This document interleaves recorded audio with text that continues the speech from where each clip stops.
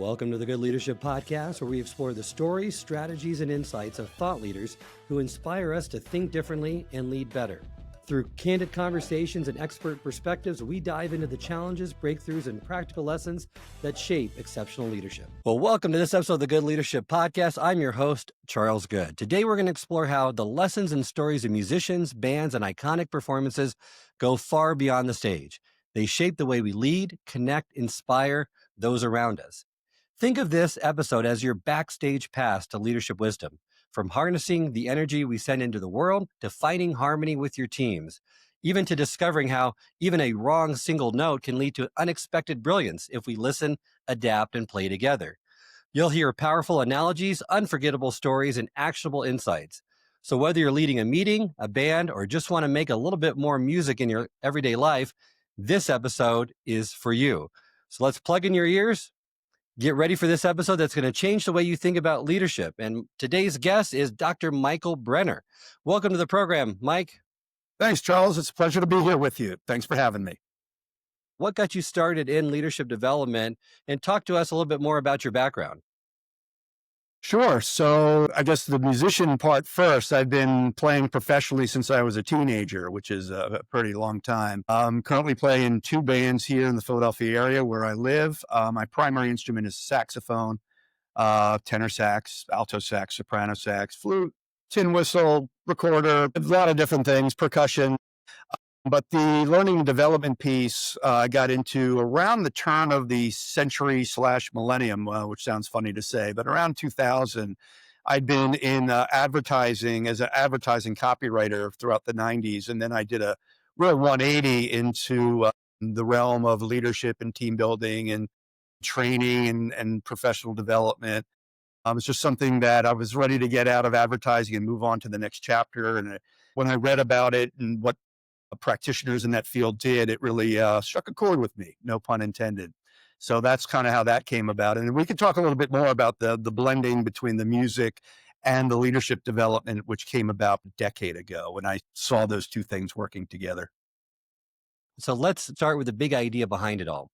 You suggest that everyone plays chords with the energy they send out. How does this musical metaphor help leaders understand the impact their mood and attitude can have on team culture and results? When I was relatively new to this field, I learned about emotional intelligence, which is a concept that really resonated with me in terms of being just beyond our IQ, our cognitive capacities to do a job or the technical skills required to do a particular job. About 10 years ago, when I saw the potential in blending my background in leadership and team development with my musical background, I realized that one way of describing emotional intelligence was to use the analogy of chords. Just like you can play harmonious chords in a musical context, which sound pleasing and sound pleasant, you can also play some out of tune chords, right? Which make the audience go, ooh, that didn't sound right. And so we do kind of the same thing at work. We play out of tune chords sometimes if we're having a bad day or maybe a bad week, or we didn't quite navigate through a particular moment as well as we could have. I like to say maybe we played some sour notes or some sour chords. But when we are in sync with our people and our organization and our boss and our network at large, then one might say we're playing the right chords or our chords are in tune.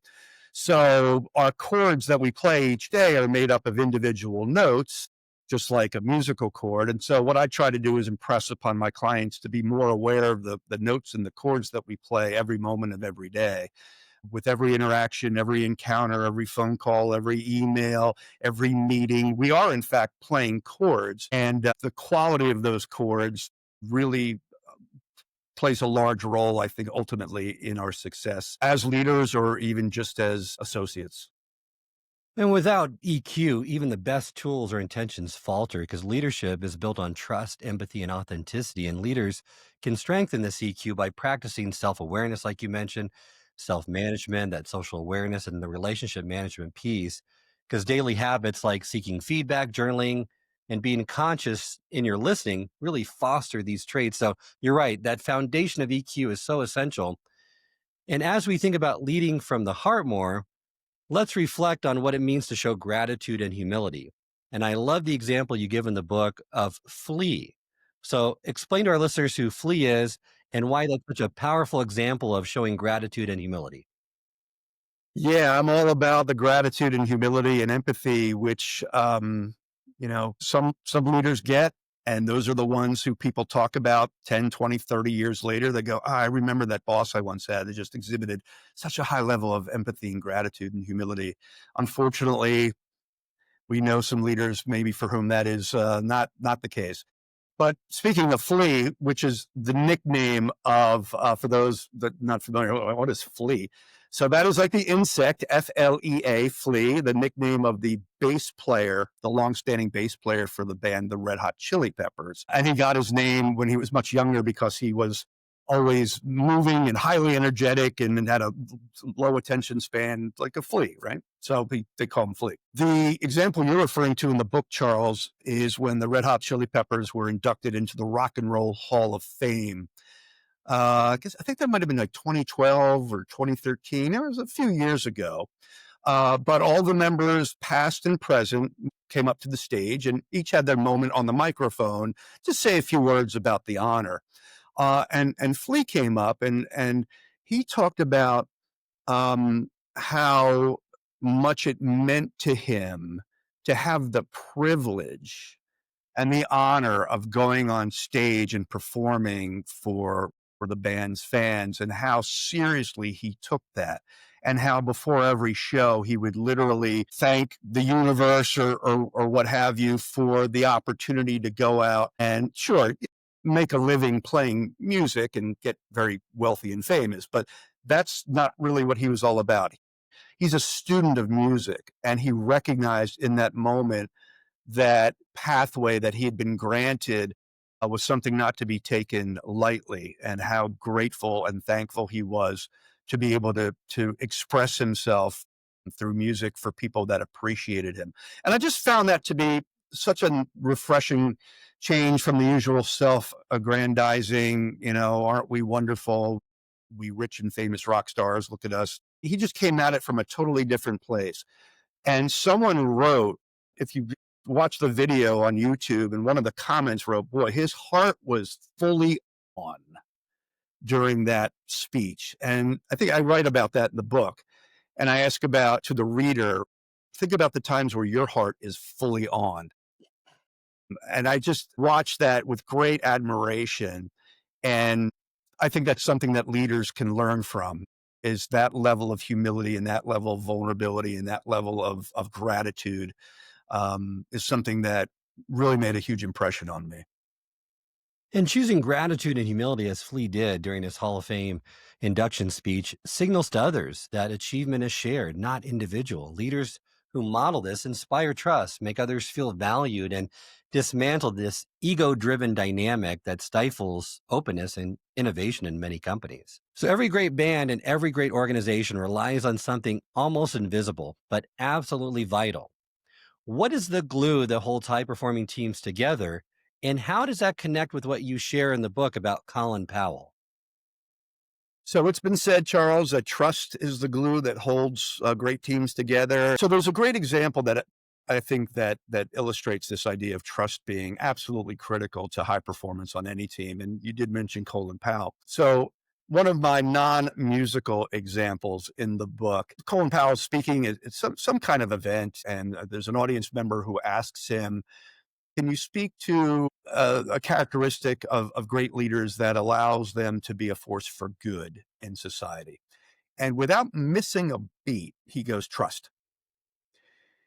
He says, trust is absolutely essential. He says, everything I learned about being, a leader, I learned in the military academy when he was younger.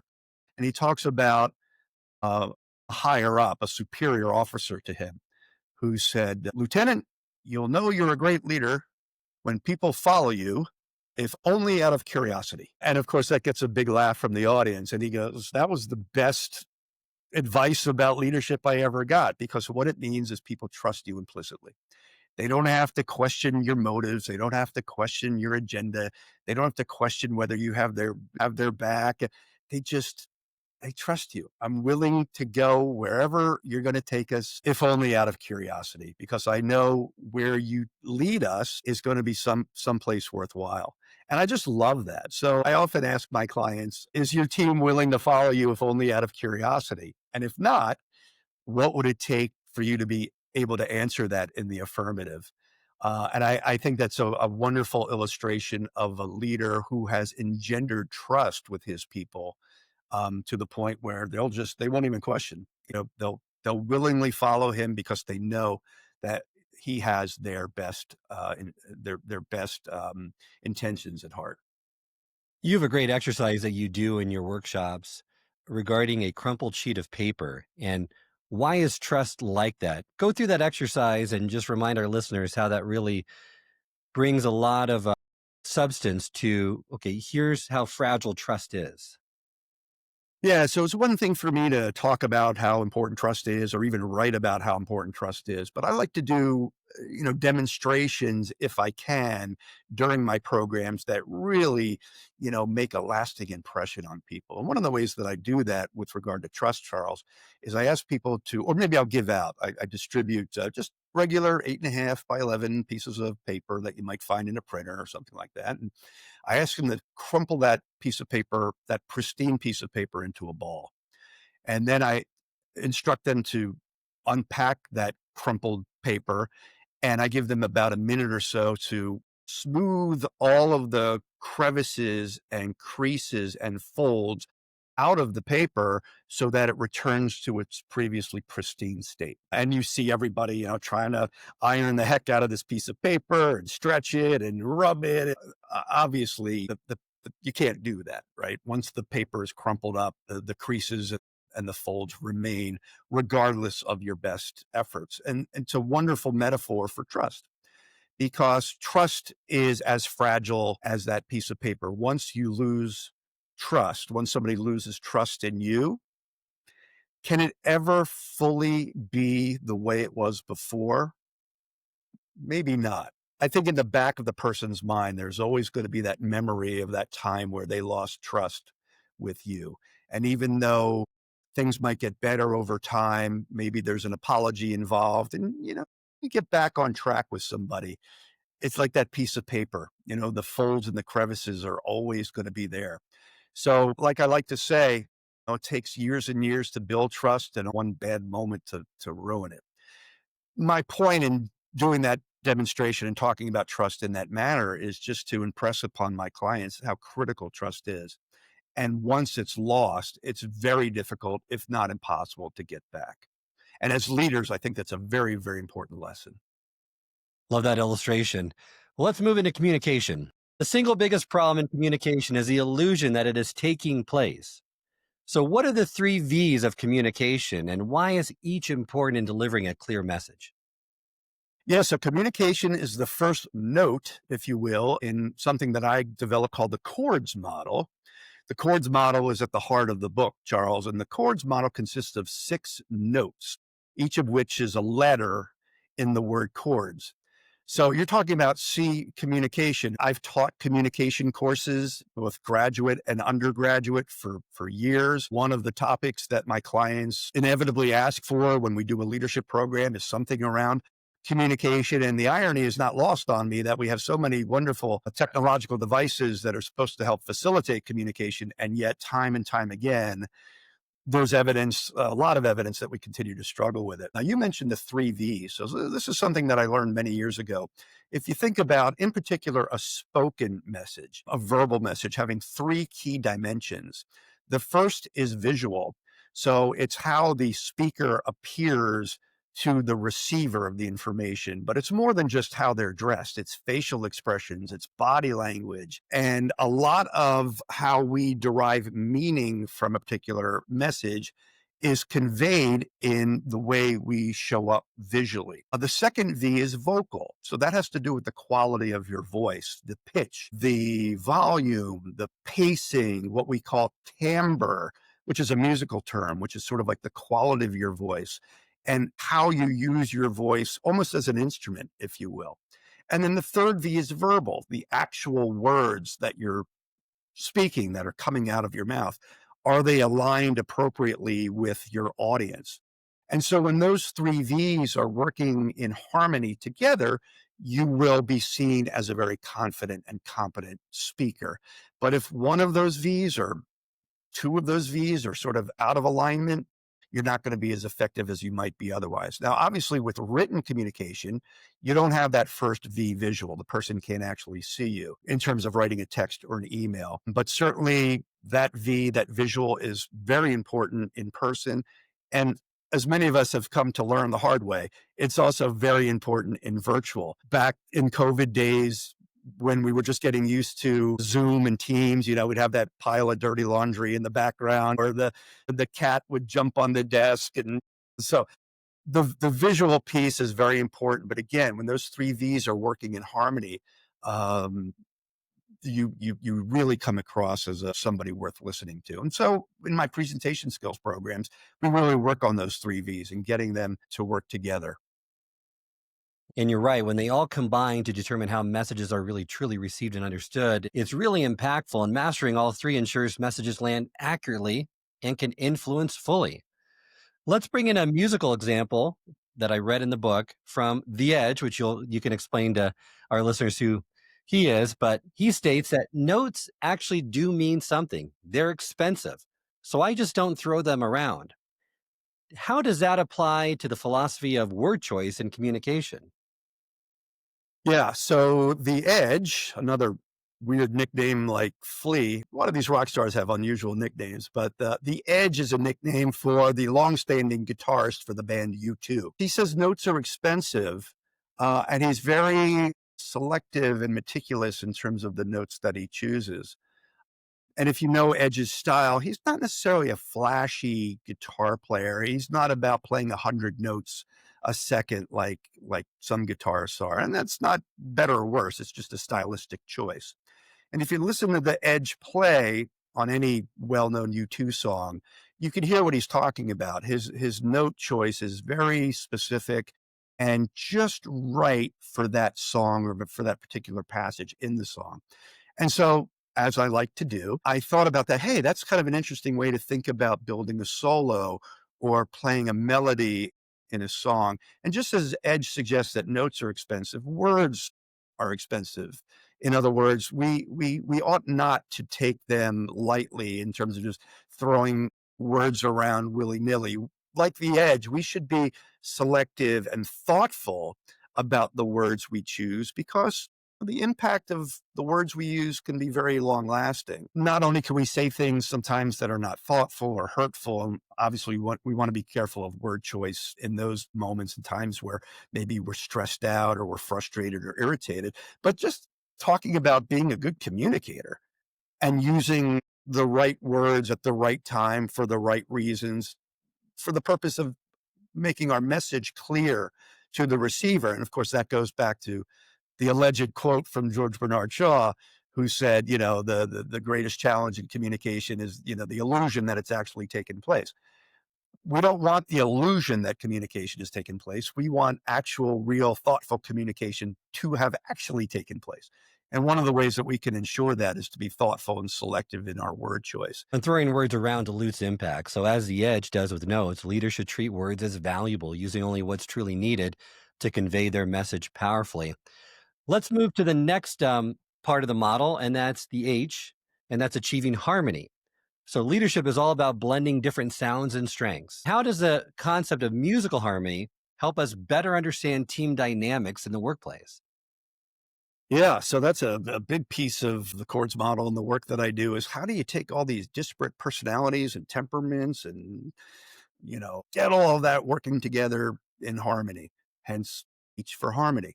So once again, I kind of pull from the world of music, whether you're in an orchestra that has, I don't know how many instruments in a typical orchestra. I mean, 30 or 40 violins, violas, cellos, piccolos, flutes, clarinets, French horns, how do you get all of those different instruments playing together in harmony? Well, you have sheet music that the composer wrote, and That's sort of the gravitational pull that pulls all of those different instruments together. In the workplace, you don't necessarily have the same sheet of music that everyone is working off of. You might have a mission statement or a vision statement, but it's not the same as reading from the same symphony, right?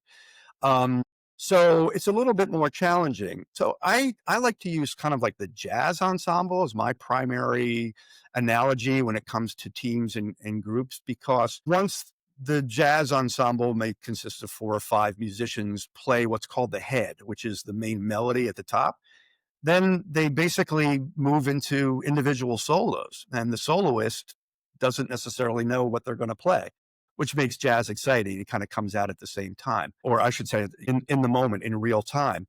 And so the other musicians have to kind of listen and to adjust, and it's a different dynamic than an orchestra. And so when you think about how does the drummer harmonize with the sax player, and how does the sax player harmonize with the bassist, you're talking about getting different instruments who are not reading from a page of music to sound good together, because that can very easily spin off into chaos and noise. So in the workplace, how do you get your saxophones and your bassists and your drummers and your keyboard players and your guitarists working together without, metaphorically speaking, a piece of sheet music? And that is a big challenge for leaders. So in my programs, what I do is I actually introduce different instruments, and I'll have the audience listen to like a blazing electric guitar solo, just short, like 10 seconds. And I'll say, do you know anybody like that? Strong personality, bold personality, kind of blows your hair back a little bit, like that electric guitar. And then I'll play 10 or 15 seconds of this trumpet, an actual trumpet. Do you know anybody like the trumpet? Just very buoyant and joyful, and like the person who comes in on Monday morning and goes, hey, let me tell you all about my weekend. You know anybody like that? And then I'll play 10, 15 seconds of this tenor saxophone, this like very warm and inviting tenor saxophone. And I say, you know anybody like that? And then finally I play cello. And I said, do you know anybody like that? Because the cello piece is very meticulous and very rhythmically consistent, and every note is in its right place. Basically what I'm doing is I'm using the analogy of instruments to represent the different personalities that might exist on a team. And then the question is, so how do you get all those instruments playing together? Well, it takes listening. It takes empathy, takes putting yourself in the shoes of somebody who might not be like you, who might see things differently. It takes patience. It takes respect, which is the 4th note of the chords model. It takes a lot. And so it leads to a very big, broad discussion about just what does it take for different instruments, different team members to play in harmony on a team. When I also love the story in the book with Herbie Hancock and Miles Davis, because it kind of speaks to this as well, that Herbie Hancock played the wrong chord. And instead of coming down on him, Miles's response really taught us a lot about leadership, about harmony, and how to adjust in the moment to make the wrong chord the right one. One of my favorite stories, and the story you're referring to, and Herbie actually relates this story in a YouTube video, which you can watch. And when he was much younger, was playing with Miles Davis back in I guess it was back in the 60s. And he tells about playing in front of a large audience, and he literally plays what he refers to as the wrong chord. So it's been said that there's no wrong chords in jazz, and we can debate that. But to Herbie, he played the wrong chord. In other words, a series of notes that just didn't fit with what the rest of the band was playing. So he expected Miles to shoot him one of his famous, death glares, played the wrong chord. But Miles did something very differently. And as Herbie explains it, Miles heard the quote wrong chord and played something on his trumpet like a second after that made Herbie's wrong chord sound right, just through the note selection that Miles chose. And Herbie's relaying the story to the listener and says, like, he was so blown away that he was just flummoxed, like he didn't even know what to do with the keyboard. And he talks about how Miles made that wrong moment or that wrong chord right by what came out of his trumpet. And I think that's a great, profound lesson for leaders, is to look for ways, because we're going to all play wrong chords often. just because we're human and we're imperfect beings. And so as leaders, we can do one of two things. We can go, how could you have made that mistake? I can't believe I trusted you with that. You should know better. We can humiliate and embarrass and make the person feel badly. Or we can take a page out of Miles's book, which is to accept it. It happened. Let's learn from it. Let's find a way to make that wrong chord right. Let's talk about how we can avoid that happening in the future. Let's own it, and then let's move on, which is, I think, how the best leaders typically handle things that happen in the workplace that are not ideal or that are imperfect. And so that's the primary lesson of that story. Let's move on to the next letter in the Chord's model, the O, the ownership. And that's all about accountability and building that culture of accountability. So, how can a leader set the tone for accountability without creating a culture of blame, which I see so often in companies? Yeah, it's a great question. So I think it's important to think about the difference between responsibility and accountability, because those two concepts are often, used synonymously, and they're not. So when I talk about accountability, I want to make that distinction very clear. So responsibility is like a before dynamic. So before I accept this job, I realize I'm going to be responsible for this, that, and the other. Accountability is an after dynamic. So once you've made the decision, once you have moved in a particular direction, once you have made a choice in terms of your behavior, are you willing to own the outcomes or the results that follow? So responsibility is a before and accountability is an after. If I knock over a glass of water on your desk, Charles, and I go like, well, you shouldn't have put that glass of water in a place where I could have knocked it over. Why did you do that? I was responsible for knocking your glass of water over, but I'm not being accountable, right? Not taking ownership for it. So one of the things that leaders can do to cultivate accountability in the workplace, and I lean into this pretty strongly in the book, is to develop a sense of psychological safety. What is psychological safety? Well, it's a phrase that's been around for a few years now.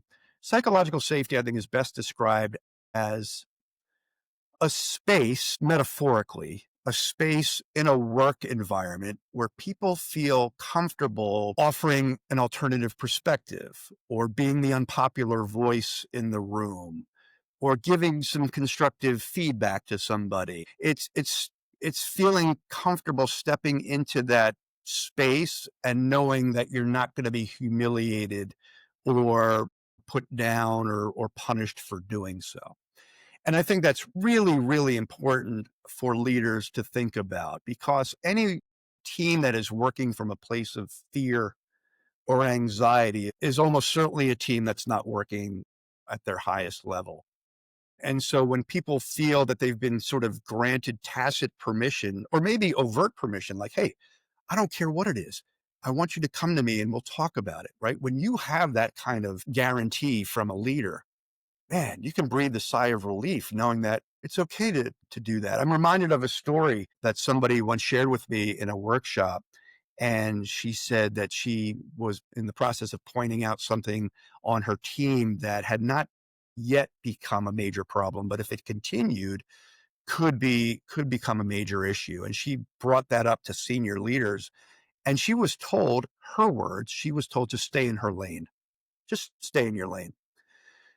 And I was really deflated hearing that from her, because it runs so counter to the philosophy of leadership that I advocate. And what that leader should have done, in my eyes, is been grateful for that associate bringing that potential problem to them, saying, thank you for bringing that to me.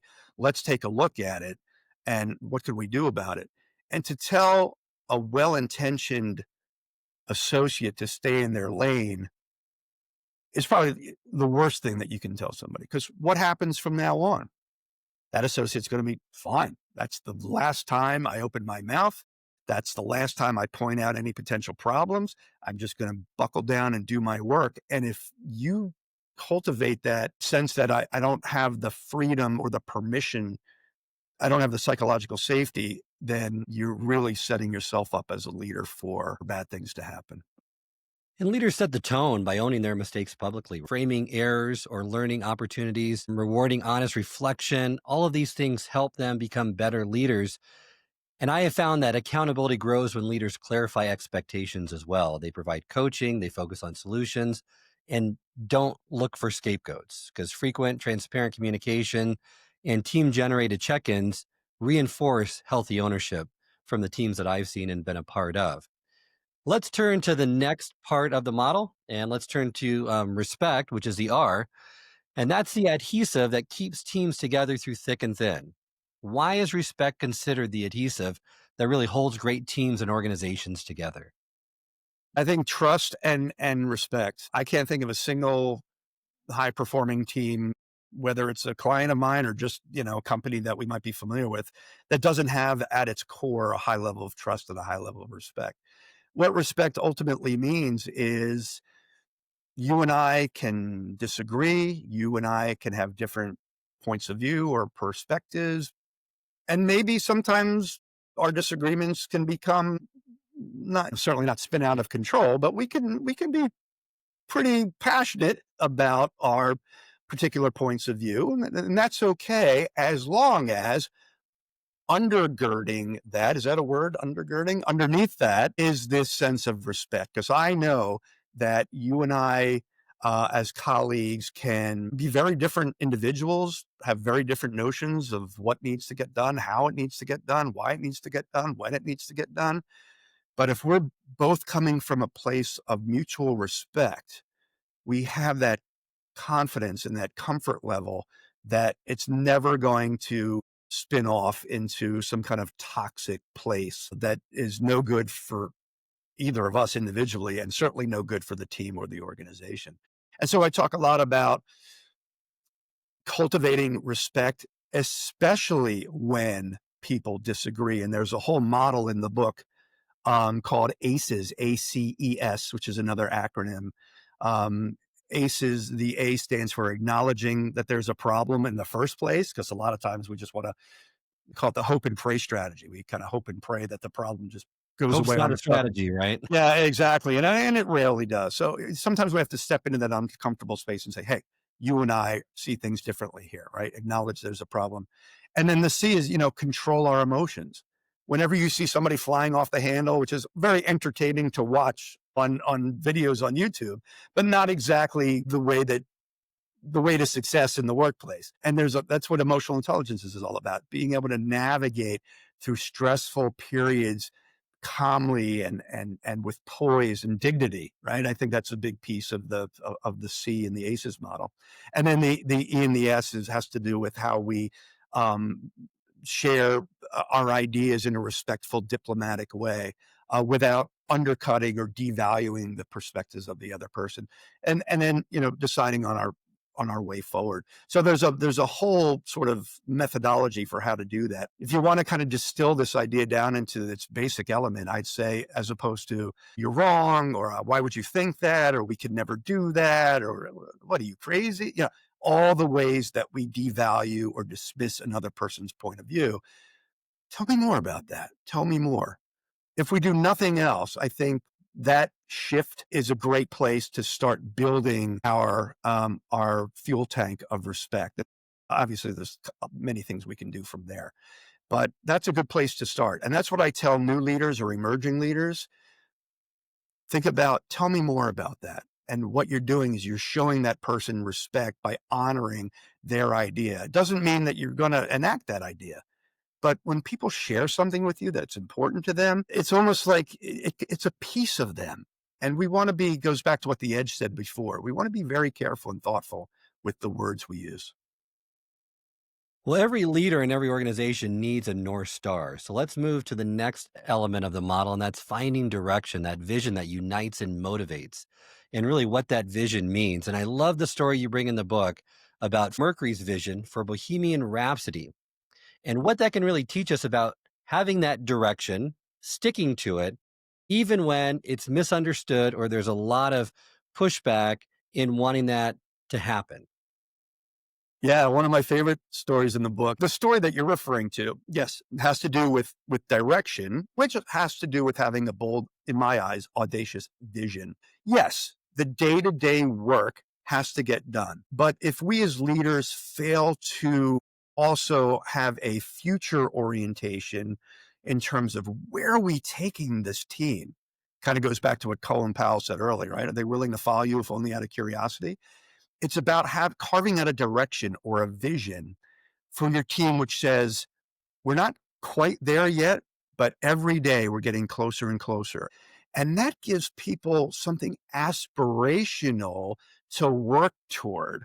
And that gets people out of bed potentially on a rainy Monday morning to come to work, to participate and engage in something that's really cool and really meaningful and really can have make a strong impact on the world at large. Freddie Mercury, when he composed or came up with the idea for Bohemian Rhapsody, which most people are familiar with, right? It's this really weird operatic song that has this middle section with all these voices singing a cappella, and then it has this weird opening sort of ballad, and then it pivots into this rocker. Like, it's a strangely composed song. And at the time, Freddie Mercury got so much pushback from radio, from the record company, telling him, like, what is this? Like, this is not going to fly. Nobody's going to like this. You need to either shorten it or you need to change it, right? Just filling his head with all of these reasons why this won't be successful. And to Freddie's credit, and I guess the band at large, he was unwilling to change a single note. And he's like, I'm not changing it. This is my vision. This is the direction for this song that we're moving in, and I'm not altering it. He stuck by the direction that he wanted to take the band in for that piece. He stuck to his vision, and obviously it ended up becoming one of the most well-known, beloved rock songs ever written. For me, there's a lot to unpack there. It's a story about tenacity. It's a story about persistence. But it's also a story about having a very bold, audacious vision or direction that not only excited him and his bandmates, but one that he was unwilling to modify. And that takes some guts. That takes some courage. But herein lies the lesson, right, Charles? That bold, audacious visions excite people, get people fueled, and not being so quick to move off of them in spite of maybe the many voices telling us that we ought not to do that. So there's a lot to unpack there.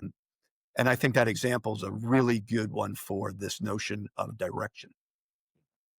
Every company, every leader has that North Star and that unrelenting focus, even when it's not something that's popular, they stay with it. But like you said, he was unrelenting in wanting it to happen. He knew what he wanted. He had a strong vision and he pursued it despite the pressure, the feedback, and really it wasn't successful initially. It took a little while to build up steam and momentum, but now it's synonymous with the group Queen and it's one of their biggest hits of all time. Yeah, and there's other examples in the book about bands. I think I talk about Radiohead. I think I talk about U2.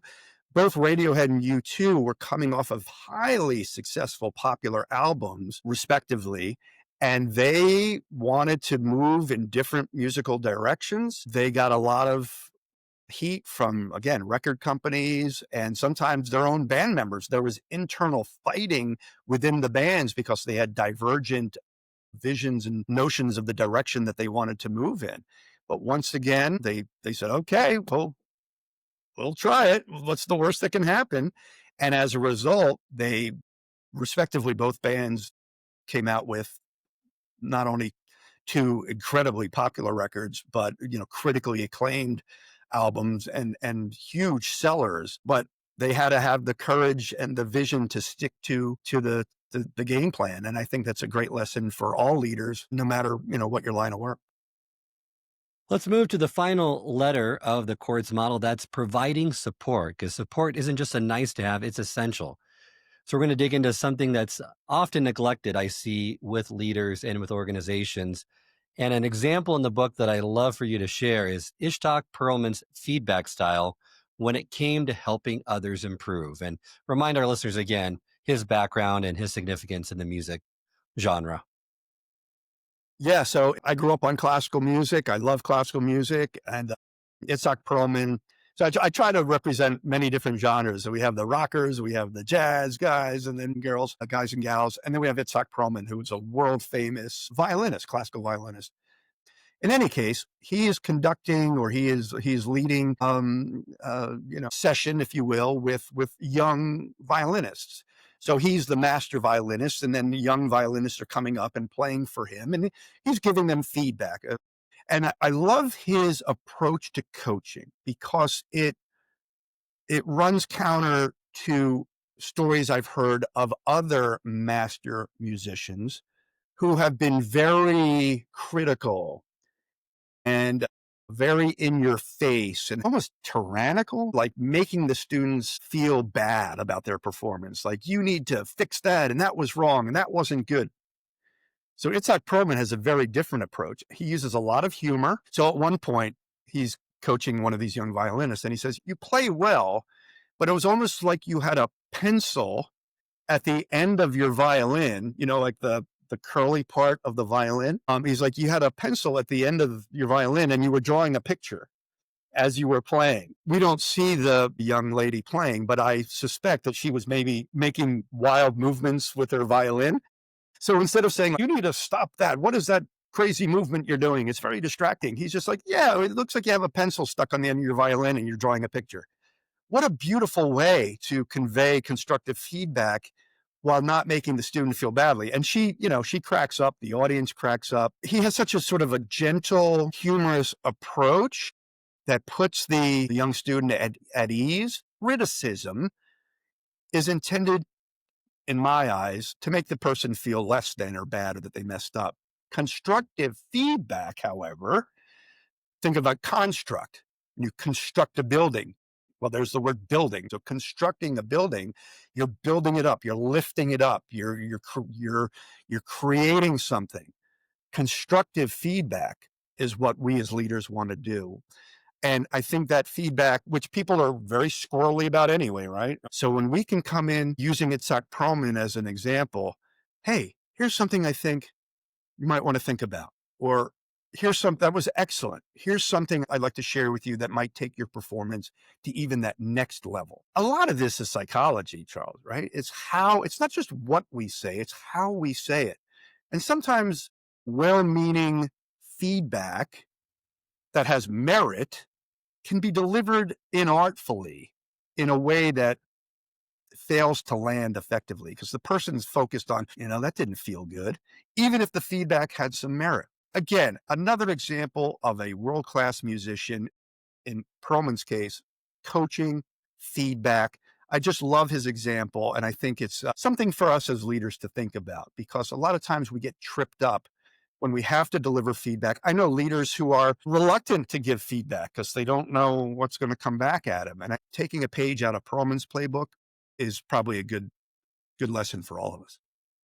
And Perlman models that empathetic, specific, and encouraging feedback, which is so much more effective than demeaning, authoritarian. One of my favorite movies of all time, Whiplash, just models the other type of leadership, the authoritarian leadership by Fletcher that you really don't want to see from your boss or really anyone. Whiplash, a great movie, highly entertaining, but certainly Fletcher is not a model of a leader that I think is effective. Now, people could argue, and I'd be willing to have that conversation, that his tyrannical, over the top, throwing symbols at students and stuff works. Not in my experience. If you think that that's how to get the best out of your people by using Terence Fletcher from Whiplash as an example, I would strongly encourage you to remember that that's just a fictional character, and real leadership and authentic and effective leadership he's probably not the best role model for that. I would agree. Well, we've gone through the Chord's model, but I'd love to touch upon creativity because creativity and innovation often come from unexpected places. So I'd like to look at the role of the environment, the process, and resilience in kind of creating this. And one story that really stood out for me in the book was Django Reinhardt, who turned a tragic accident into the foundation of a revolutionary guitar style. So people that have issues, that have setbacks, that have undergone something horrific, this individual had that happen to him. After losing the use of most of his left hand, he refused to quit.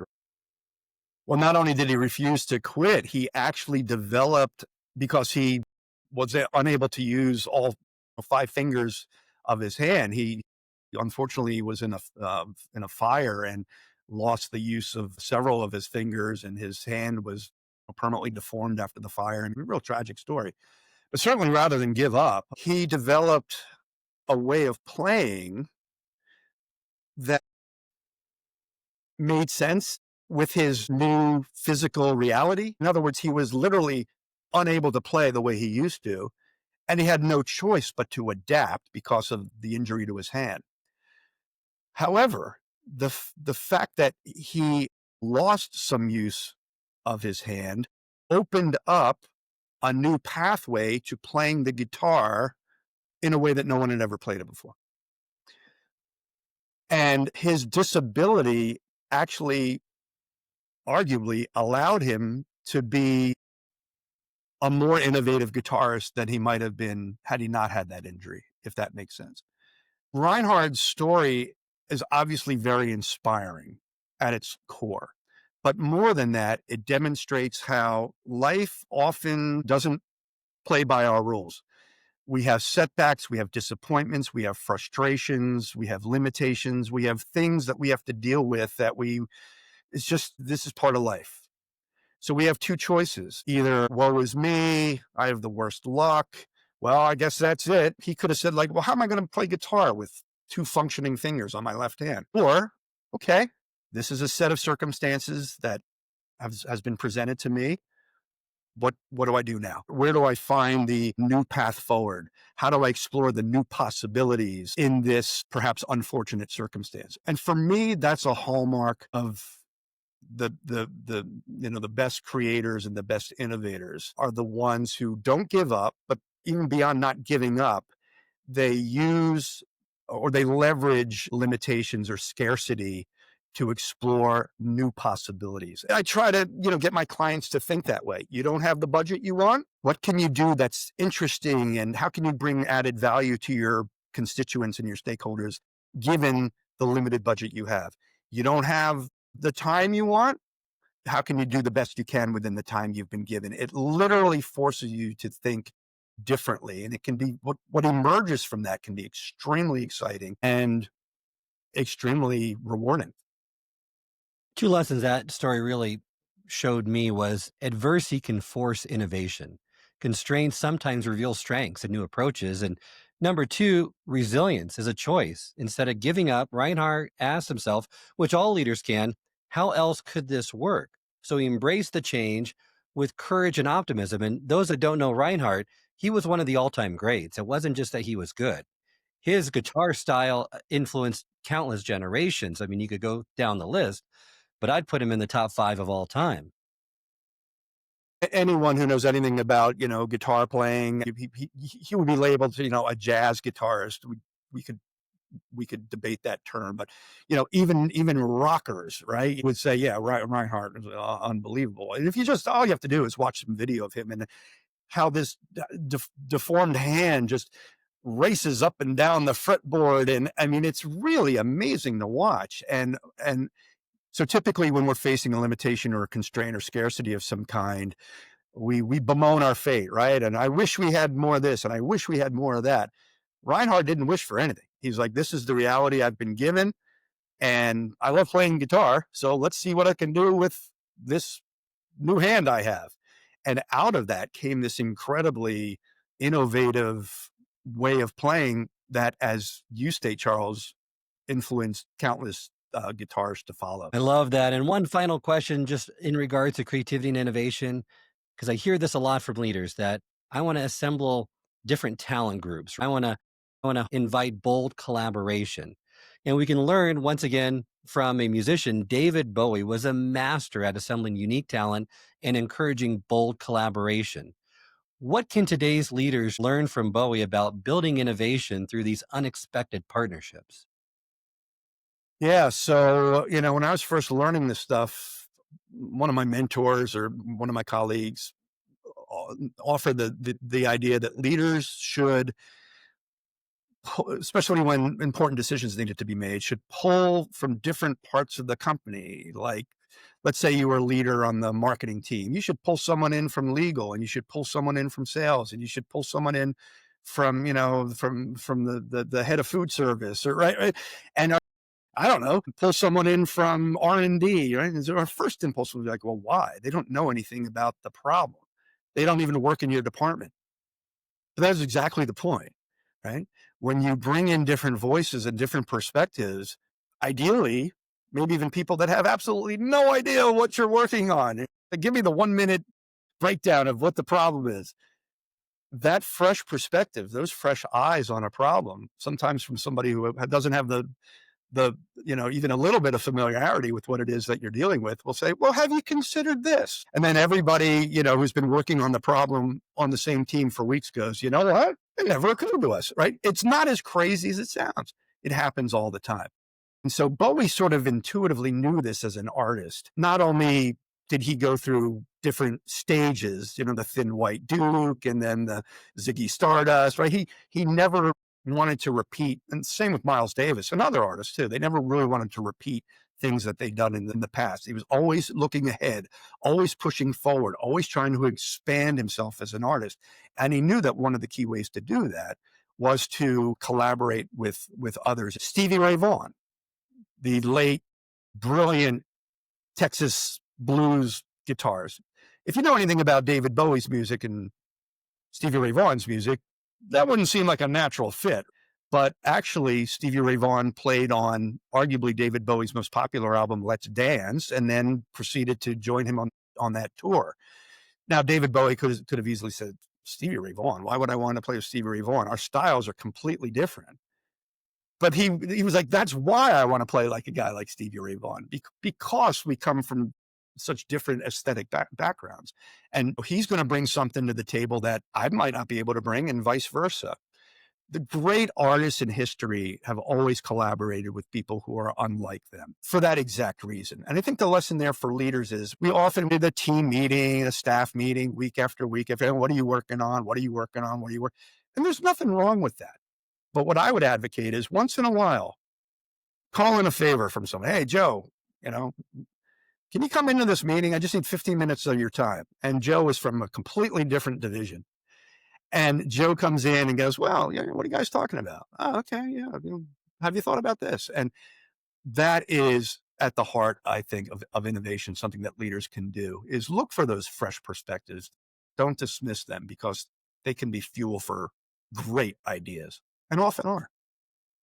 Thank you so much, Dr. Michael Brenner, for joining me today. Remind our listeners how they can get in contact with you and learn more about your work and get your new book. Yeah, thanks, Charles, for having me. Enjoy the conversation and the great questions. If you'd like to learn more about Right Chord Leadership and the work that we do, you can check out www.rightchordleadership.com. That's Chord with an H, so CHORD. I'm on LinkedIn.